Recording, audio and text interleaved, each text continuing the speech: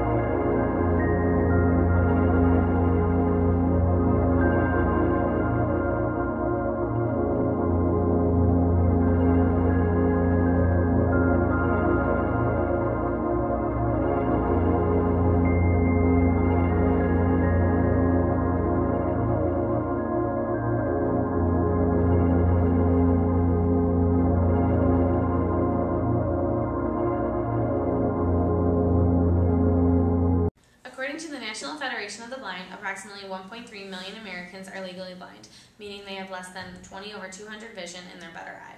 Currently, the leading causes in new cases of blindness are glaucoma, diabetic retinopathy, macular degeneration, cataracts, and optic nerve atrophy. According to the National Braille Press, Braille is the only medium for true literacy in individuals with profound vision loss. Braille is a system of reading and writing developed by Louis Braille when he was very young. It consists of raised dots on paper to form letters and words that can be read using one's fingertips. It can be written on a machine or a pointed stylus, and although it is very helpful for individuals to know Braille, currently fewer than 10% of Americans who are legally blind read Braille, and only 10% of children are currently learning it, according to MSNBC.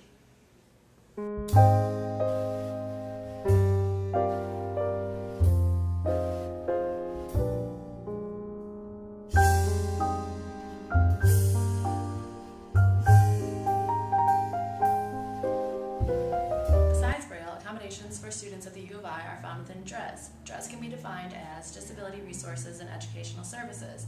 DRES provides accommodations and an accessible campus for students with visual impairments. DRES defines a reasonable accommodation as a modification or adjustment to instructional methods and/or a course, program, service, activity, or facility that enables a qualified student with a disability to have an equal opportunity.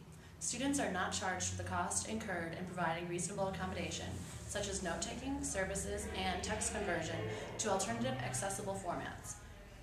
Taking notes in class might seem difficult or impossible for students who are blind, but DRES will provide personal note-takers. These notes can then be transcribed into Braille. Lectures that the professor posts can also be printed out in Braille. To prepare for exams, students who are blind can access computer information via screen reading software, computer Braille display, and a qualified reader. DRES also provides blind students with the option to take exams at the Testing Accommodations Center with the cooperation of the teacher. This may include the use of assistive technologies.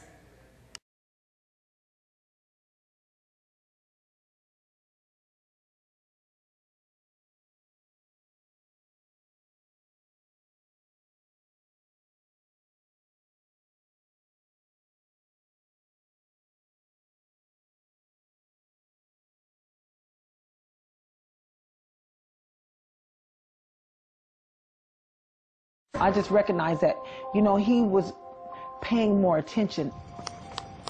Ben's super sense amazed everyone, but this was just the beginning. When he was 7, Ben discovered a new power. He began to click.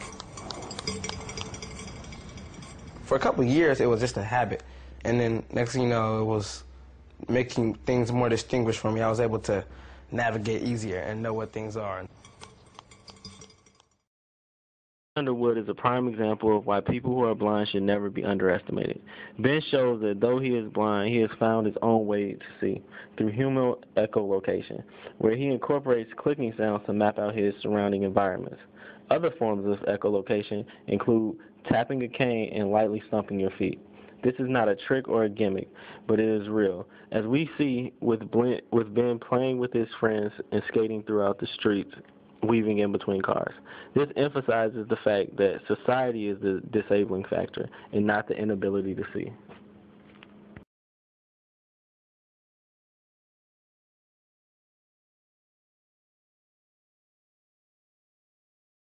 Have you ever wondered how a person who is blind pays for things? How do they distinguish their bills from one another? There are a few common ways that people who are blind distinguish their paper money from each other. It comes down to personal preference. For example, you can leave your $1 bills straight in your wallet and know that they are not folded. Maybe you fold your 20s lengthwise and your 10s widthwise. Perhaps your less common bills are folded uniquely. This, for example, would be a $100 bill or a $50. Bringing the corners down is just one unique way to fold a bill.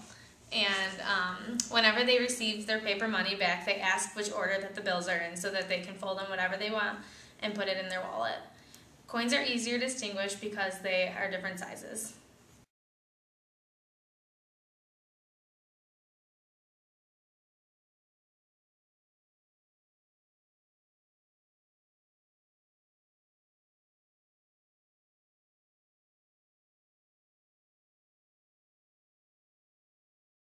We have two skirts here, and if I touch them, they feel exactly the same. The bands at the top are the same, the zippers are the same, the material is the same. How am I going to, if I can't see the colors, how am I going to tell the difference between the two?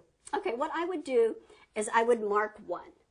And let's say my red would go with more shirts than the blue. And so in my red ones, I have placed one of the aluminum tags that says red.